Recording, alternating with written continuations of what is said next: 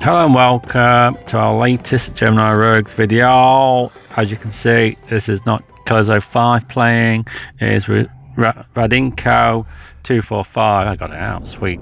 This is a new thing we're doing, so if anyone's got any mad skill videos they would like to send in, maybe win a premium tank. Radinko got one, he has not told me which one he wants yet, so it doesn't matter. One will be working its way to it. Yeah, it's definitely going to get one. Anyway, basically what we're doing is we're going to do a bit of a platform for all you players out there who want to get you some on YouTube, get you some views, get you some likes, and this is the perfect way to do it. So that's what we're going to do from now on. Not totally, but we're going to mix it in when we can. So we're going to go straight into this game, and you can see from the Stridsvagn, the 1030, which is a tier 9 Swedish tank destroyer. And straight away, what do you do in a Stridsvagn? You have to get in a nice spot where you don't have to move, and you can see plenty of map. Does this play exactly what we're doing? This play like the premium tier 8 one? Yeah, they're very similar. The Stridsvagn, I think it's the S1, the tier 10 one, which is also a Stridsvagn 103. Okay. Plays in the exact same way. You just get a little bit more armour each time, a little bit better gun. Can you ram stuff in them? It's not advised. It's not advised at all. Okay, I'm just asking. Well, you see here straight away, that's what we're talking about. Get yourself a spot where you can see as much as the map as possible, and what we've done here, perfect scope, we can cover that area we're looking at now. We can also cover the right hand side, you see where our team's congregated up, kind of like the middle of the map slash slightly our base circle. Is this team reliant? Yeah, in a way, and no, in a way. It's very stealthy, and you're going to see it in this video. It's surprising how close things get without actually spotting you until you fire that gun. And it has an impressive gun. The Stridsvagn, it's just, it's like a practically turns you into a turret. Like an arrow, isn't it? You practically just become a turret that pivots around. You can notice that you don't disengage your cam on it, you don't disengage your binos, even though we're turning from left to right. You'll notice we will move forward and back later on in this video, and that will disengage it. But for the moment, for those who haven't played the Stridsvagn and don't know much about it, it's in siege mode now as well, which engages this kind of process. So you can shoot, but it's not accurate at all when you're out of siege mode. But we'll come to that in the mechanics. Shotgun mode. Yeah, we've picked a couple of shots off already. And the aim time's pretty quick. Yeah. It's really quick. Both pretty quick. I mean, the reload is and we can see we have been spotted there now. We've moved a little bit, disengaged with camo net. You know, for a tier 9, is that a good reload? Yeah, it's very good, especially when you combine it. I mean, this thing does 390 damage, which is pretty substantial. 6.6 rounds per minute, that's before you start getting involved with equipment and skills and stuff like that. Smashed him. But the most impressive thing about the gun, not just its shell velocity, which is impressive, it's actually 308mm standard pen. Standard pen with a standard shell is 308. With a premium round, 350 pen. What are these fire standard? They fire, well, they look like the gold rounds getting spat out. Yeah, you're APCR, so you will get shot at a bit. But it's just your standard shells, and nothing you can do about it. The reload time normally is 9 seconds, but you can see I think it's down to 7.46, I think off the top of my head. Smashed him. And look at the shell velocity is fantastic. You can see this is how you play a Stridsvagn. Pick a spot where we can cover as much area as possible. Drop off the radar when you need to if you are spotted, and then just take that position back up again. And just cover as much as possible. Look how quickly it aims. Spins as well. Look how it turns. One thing you have got to be careful of, you can see it on this a bit. When you do your twist and turning, you can find yourself, if we've got spotted again because we've moved forwards and backwards, it starts to work its way down a bank. Even though you're only going left and right, it'll work its way down the bank like we have to. We have to keep pulling back up. Brilliant shot in there. It was very First kill of the game, so we're up and running with the kills. I didn't realise it did that, you know. Yeah, it will. It'll work. Yeah, you'll kind of snake yourself in. Oh my god, down here! I've not even moved, but you will find yourself going down there. Takes 50 rounds as well, so ammunition's not an issue. That's quite a lot. Yeah, you're not really going to not like charioteer kind of like I'm running out scenario. Yeah, or T67. Gun depression is only 2 degrees, but you can see it's not really that because you're using the whole tank. That's the way the actual gun works. You can see it raises up the back to get your gun depression down. It'll flatten itself. Same way it's movement from left to right. They're a bit misleading. Look at that gun. Fantastic gun. Again, you see how it drops away, gets spotted, just drop back. Still, I mean, you can sit there and disengage in siege mode, and you can go back a lot quicker. This thing goes back just as fast as it goes forward when you're not in siege mode. That's very handy. And when you are in it, it is really slow going backwards and forwards. Siege mode, when you're in siege mode. So, but you keep your distance. This is perfect, absolutely perfect. You've just got to keep your wits back. You can see there's a tank destroyer to his right hand side on the map. He was in the gully. You've just got to be aware of that gun velocity is just immense, isn't it? Absolutely immense. I mean, it's got a 600 horsepower engine, so it's perfect to get into position at the beginning of the game as well. Yeah. Take advantage of it. You can get somewhere quick, get your camo on it up in your binos, and it's amazing. You can sometimes get a cheeky free shots before you drop back to another position that you really want to take. Yeah. If that makes sense. Yeah. God, I mean, this thing goes 50 kilometres an hour. It is not slow. Awesome. And we're talked about it's just as fast backwards. I'd say it's just as bad, 45 kilometres an hour backwards. Yeah, that's the same. wrong with It's that. not slouchy. Yeah. Like I say again, that's when it's. I'd make use of that. Traverse on itself, 37 degrees. Yeah. It's not too bad. He's swinging it at left all. and right. Train resistance quite low as well. It's signal range 850 metres as well, so you can keep well in touch. And that's what I talked about. You're stealthy as well. Look how close that guy were up until the point with fire. And that's when again, drop back. Yeah. Drop off at radar. There's no artillery to worry about.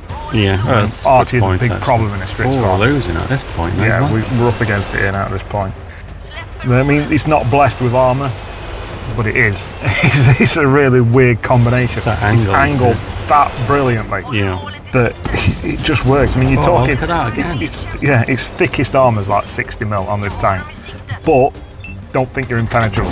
If you come up against some lighter tanks, you can sit there in front of them, there's not much you're going to be able to do. But if you look at the cupola, which we can just see to the right-hand side at the top of the hill, that is a weak spot, that can be shot quite easy.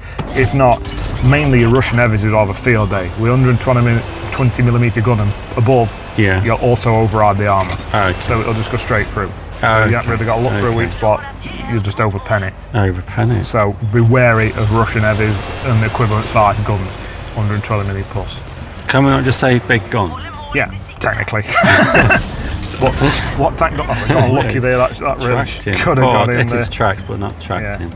But I mean, it's not blessed with hit points as well. Only 1500. Oh, look at that! It's just gone. Yeah, I mean the accuracy is immense. Yeah, it's absolutely immense. Brilliant. Again, look at stealthness of it. That light tanks, he's not far away, and he's still not spotted us. But there he is. Regret that. Oh, how that bounced! We bounced off the back of that Sheridan there. That was impressive in a way. What, the Sheridan? You can put the bounce just at the top of the engine deck, I think it was. We'll get a second chance. And we're not going to miss that. We've run out of standard rounds. Yeah, we're on to the premium rounds now, which are slightly more expensive, but see, it's still an APCR round as you saw there, so not too much to worry about. Can we get one in? That reload, take that easy target, smash straight in. Look at that, you can't see a lot of target. Yeah, worry about it. And you can see this is how you play a Stridsvagn. It's perfect Stridsvagn play. Pick a spot, look how much you can cover from this area. I see what you mean about it being team dependent. The Stridsvagn's more map dependent. Don't rely on your teammates as much, you rely on getting a decent Immelsdorf. Unless you get down the train tracks or something like that, and if team don't come that way, you're pretty much useless in that game. You can use your armour to do a degree, but if something bigger, when a bigger boy turns up, you're in trouble. Light tanks can also cause it problems. What about the one where I had to ram that ramrod because he got too close? Yeah. I still don't know how you managed to do that. Mad skill. Yeah, it was impressive. But on a big open map like this, a Stridsvagn is deadly. Absolutely deadly. The thing's stealthy. Like, get on Prokhorovka if you can get up on top of the hill, either side. You know, like the mound you can get that covers all the field. You get on there, you get your camo on it up. This thing's just dead. We got a little bit lucky with that shot there, but again, you can see that your camo's all right until you fire. So bear that in mind. Don't think I'm stealthy as well. But it's still touch and go at this point. 3 heavies and a light tank against touching two cloth tank destroyers and heavy. You can kind of see him here, the cap in. Do he needs to go back? And you can see the dilemma going through. Should I go back? I need to help this guy out. I need a bit of backup. Just can't quite find that shot. They're there. The shot's available. Right, we're down to 3 on 3 now. If again you can see, cap circle, we're disengaged siege mode, we're going to have a go back. We've got no choice. Somebody's got to reset it. I think there's a guy look at the speed, you can actually do this sort of thing. Yeah, this thing is mobile. It's a really good tank. It's not like your stuff. Siege mode engaged, quick siege.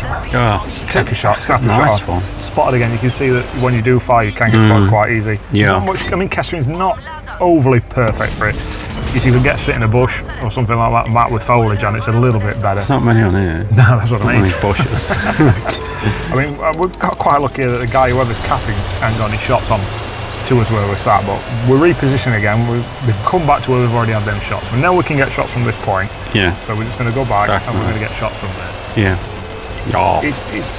it's a dilemma. We should really try and reset the cap, but there's another tank Strv going back to reset. We try and help his teammate out. Yeah. Just doesn't pay off. Just can't get. Oh, this is gonna be a shot. Look Beautiful shot that. Oh, look at that gun. Fantastic. Marvelous. Disengage siege mode again. Do we go for that guy again? We can see the dilemma. Yeah. He's thinking about looking at the map. I think it's the Iron Rain is the other tank Strv we've got. Oh, okay. And the tank captain, I believe, is an E100. Okay. So a bit tricky for the Iron Rain. It is really. It's well too slow to run off. Again, you can see there. Can we get shots on him? No chance at all. You can see this is how slow it is in siege mode. If you don't disengage siege mode, it really is slow. To be. Bump, we're straight up and running again. So if we can triangulate his fire, yes, it's a nice word, isn't it? If we can triangulate his fire on the C100, we can cause him a dilemma. We can cause him to either face Wanderers, so Wanderers has got a shot at his weaker points in his armour, and he can only shoot Wanderers at a time. Depends if the Iron Rain's reloading. I can't understand why the E100's just sat there with the Iron Rain right next to him and not really made a move on him. It didn't really make sense. I know he's capping, but it's E100 for crying out loud. Yeah, he's got quite a lot of hit points as well. Again, we'll try and get into that cover. He is full out. He could have squashed him. There's an idea for you. Another quick tip.